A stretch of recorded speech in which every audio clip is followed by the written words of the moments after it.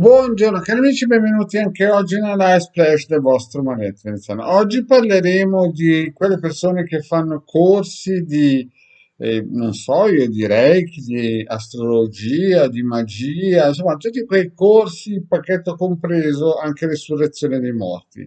Avete presente quei corsi che si trovano nei social?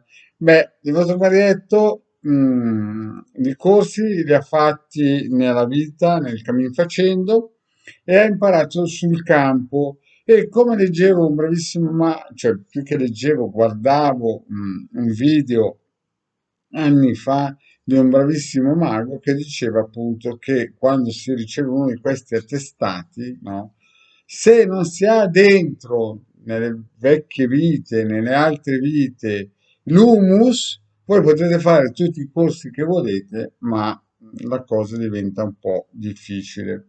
Perché? Perché è vero che non viviamo in quel periodo storico dove tutti sono stati come minimo nell'altra vita Gesù Cristo, Carlo Magno, Remida e tutti insomma quei soggetti lì, no? Però tutti gli altri, se arrivavano 20 anni senza denti, senza energie cerebrali perché mancavano le vitamine, denutriti, e morivano lentamente di stenti in pochi mesi, era un miracolo. Quindi incontriamo sui social tutti ex Gesù Cristo, Giuda, come si chiama? Quell'altro, Giovan Battista, insomma, ne incontriamo di tutti, risuscitati tutti i guru, tutti i maestri tibetani che sono scesi a piedi dal Tibet e sono entrati tutti nei social. Ma poi, quando bisogna fare mh, le cose non funzionano. Ma perché vi dico questo? Perché anche se voi fate un corso per camminare sull'acqua, per uscire dal corpo, per studiare l'astrologia, se non ce l'avete dentro nell'anima, perché non siete anime antiche, al di là che un cervello, più del 30% di quello che ascolta, dopo un po' non riesce a immagazzinare, tutte queste cose ad agio scemano se non si utilizzano subito. In più, se sono corsi ad esempio di magia, la cosa diventa ancora più complicata perché si rischia magari di risvegliare geni sbagliati, fare invocazione al posto che vocazione, magari non avere giù il cerchio.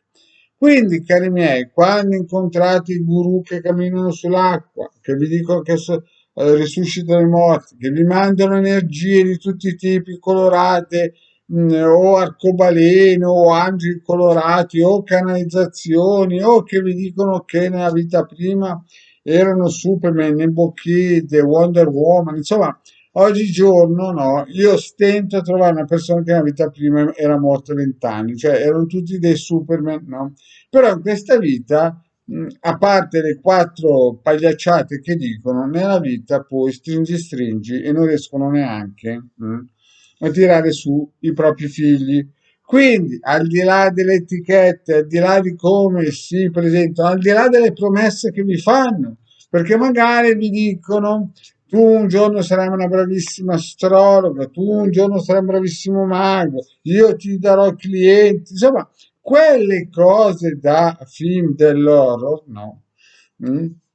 Lasciatele stare, dovete vivere nel concreto. Sapete cosa vuol dire la parola concreto? È la prima regola che il vostro Marietto ha sempre spiegato, che la famiglia e i figli sono uno specchio. Se avete dei bravi figli, giusto Inde, di conseguenza tutto va bene. Se avete dei figli claudicanti, ma cosa andate in giro a fare i maghi e il guru e capite? Non fatelo dire Marietto. Quindi, se voi siete una maestra e vedete in classe dei bambini che sono claudicanti, poi potete immaginare se i frutti si vedono dall'albero, l'albero com'è. E quindi poi magari trovate l'albero che sui social incomincia a dire che è un mago di tutte le qualità.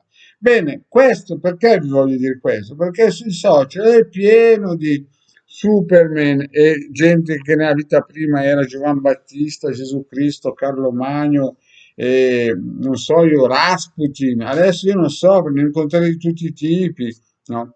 Ma poi quando riguardi la propria vita, magari un giorno io ho incontrato un tipo che era uno che la sapeva lunga e era anche un porno divo e andava a dire in giro che nella vita prima era chissà chi.